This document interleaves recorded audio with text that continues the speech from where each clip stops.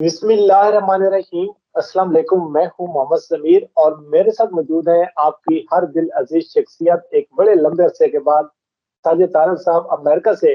और आपके इल्म में है कि साजिद तारक साहब का जो सबसे बड़ा तारफ ये है कि वो पाकिस्तानी है और पाकिस्तान से मोहब्बत करने वाले हैं, और हमेशा अगर वो बैरून मुल्क भी बैठे हैं तो उनका दिल हमेशा पाकिस्तान के लिए धड़कता है। और जो साबिक प्रेसिडेंट ट्रम्प थे उनके पॉलिटिकल एडवाइजर भी हैं। और इसके साथ ये सूरत हाल है कि जो बैन अवी अमूर है, जो पाकिस्तान की जो एक इंटरनेशनल जो सूरत हाल है, तो उस पर इनकी बड़ी गहरी नजर होती है, पाकिस्तान की जो जियो पोलिटिकल जो सिचुएशन है। तो सर, सबसे पहले तो आपके वक्त देने का बहुत बहुत शुक्रिया sir. My pleasure. Thank you, Mirza. Thank you.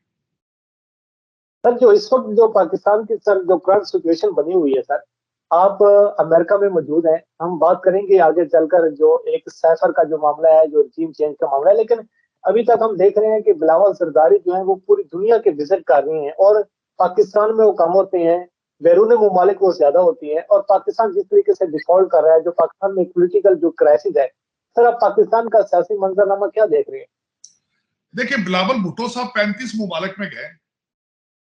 उनके इन दौरों के ऊपर 1 अरब 75 करोड़ रुपया खर्चा आया। लेकिन कहा जाता है, सुना जाता है कि खर्चा वो खुद अपना करते हैं, लेकिन पाकिस्तान में नहीं होते, 35 मुल्कों में घूम रहे हैं। आपने बात बिल्कुल ठीक कही है।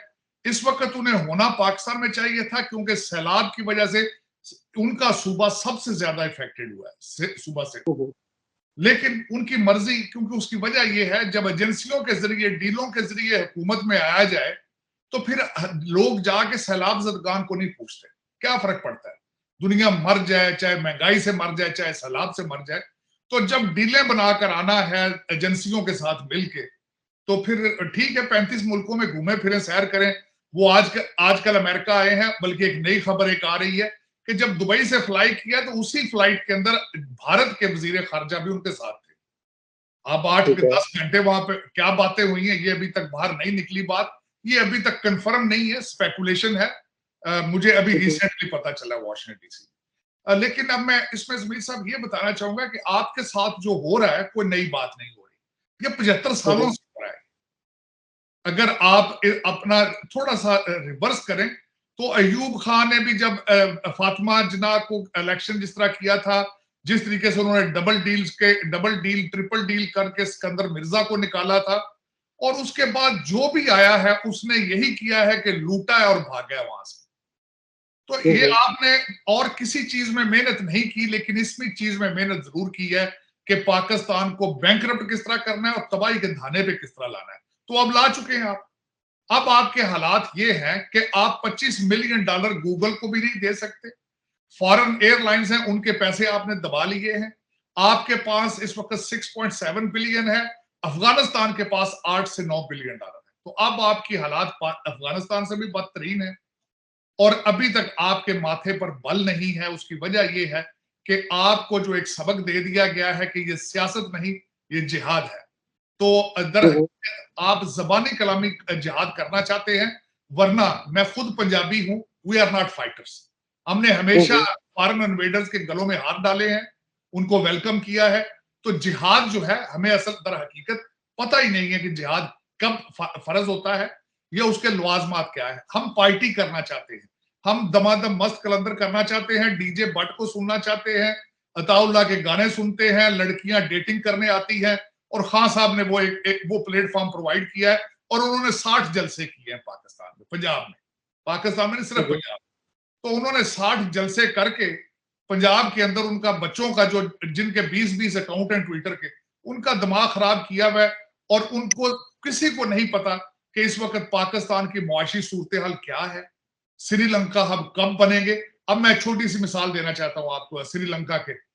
अगर आप साउथ एशिया का भी गूगल करके देखें तो श्रीलंका के बाद सबसे ज्यादा महंगाई आपके कंट्री में 24%। बांग्लादेश में इस वक्त महंगाई 8% है, आप 24% पे है।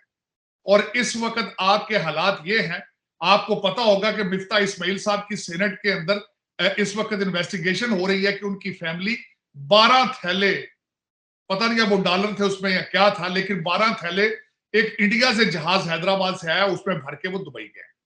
ये सिर्फ एक मिसाल। इस वक्त आपकी रूलिंग एलीट जो कि डुअल सिटीजन है, वो थैले भर भर के डॉलरों के वहां से निकल रहे हैं, भाग रहे हैं। तो लेकिन उसमें होता ये है कि जब कौम के पास ये ख्वाहिश ही ना हो तरक्की करने की, कौम जो है वो सिर्फ पार्टी करना चाहती हो, वो सिर्फ गाने सुनना चाहती है डीजे बट के और कुछ भी नहीं करना चाहती, तो फिर उन कौमों का यही होता है। आपकी तालीम के ऊपर कोई तवज्जो नहीं है, आप ट्वीट करते हैं तो वो भी उर्दू जुबान में करते हैं। आपके लीडरान जितने हैं ना, मरियम नवाज या दूसरे या जितने इमरान खान साहब, उनको उर्दू में ट्वीट करनी पड़ती है क्योंकि आपको इंग्लिश का पता ही नहीं है। इस वक्त पाकिस्तान में एक भी टीवी चैनल इंग्लिश नहीं है, चंद अखबारें छपती हैं सिर्फ अम्बेसियों के लिए। आपने तरक्की पता नहीं पश्तो में करनी है या सिंधी जुबान में करनी है, मेरी समझ से बाहर। आपने दुनिया से किस तरह करना है, मेरी समझ से बाहर है।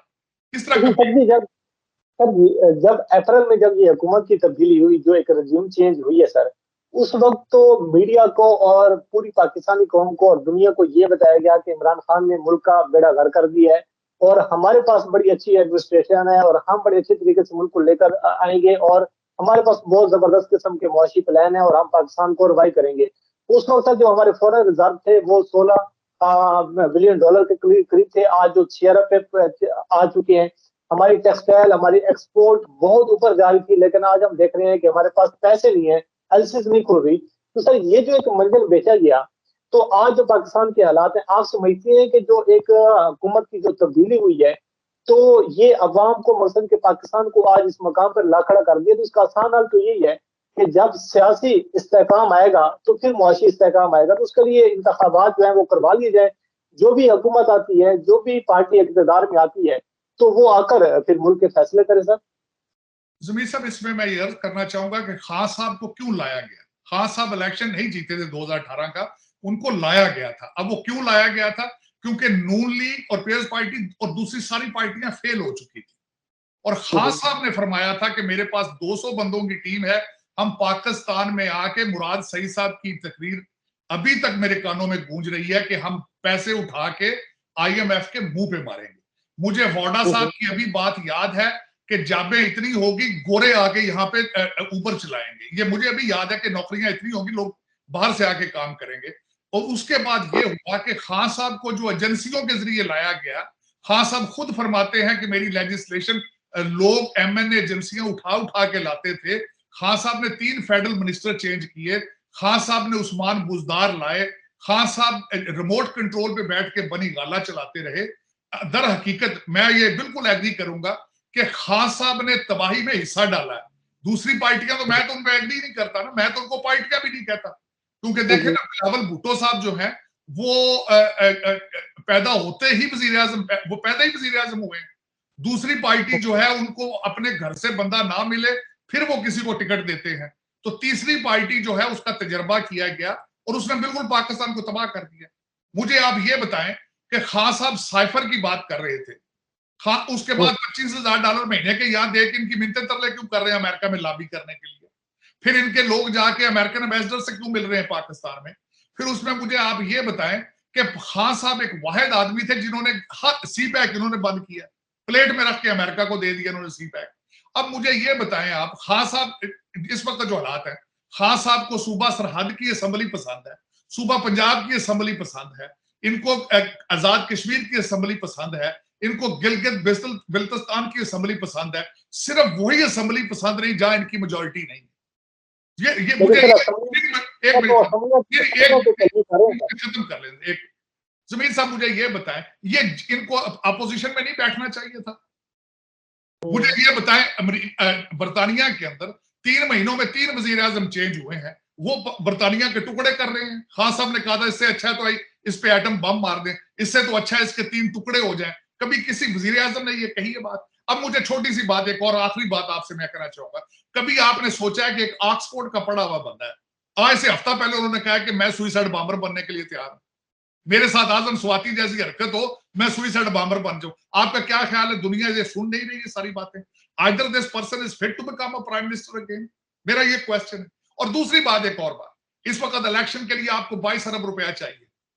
इलेक्शन हल है इसका, उस्मान बुजदार हल है, फरा गोगी इसका हल है आपका, ये मुझे रियाज मलक इसका हल है।